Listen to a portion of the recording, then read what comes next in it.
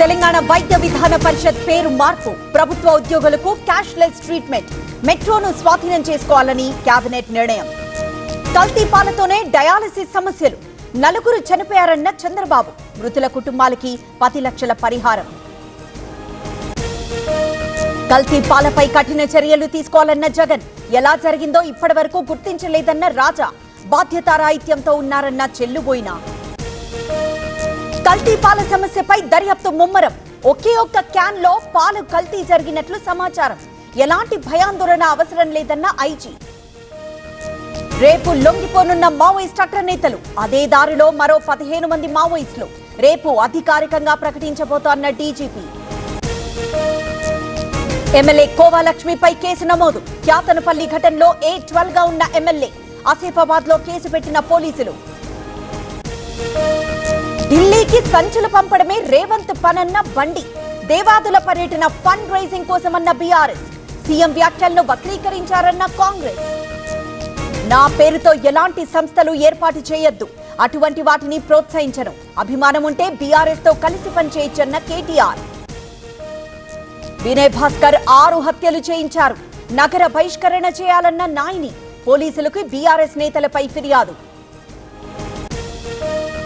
టీటీడీపై AP ప్రభుత్వం కీలక నిర్ణయం, స్వర్ణ దేవాలయం తరహాలో చట్టం తీసుకొచ్చే ఆలోచన, అన్య మతస్థులకు డిక్లరేషన్ నిబంధన కఠినతరం.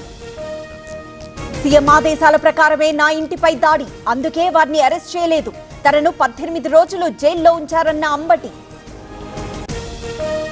ఇందాపూర్ హెరిటేజ్ కలిసి పనిచేస్తున్నా అన్న బొత్స, చీజ్ పన్నీర్ తయారీలో మాత్రమేనన్న లోకేష్, హెరిటేజ్ కో మ్యానుఫ్యాక్చరర్ అంటూ క్లారిటీ.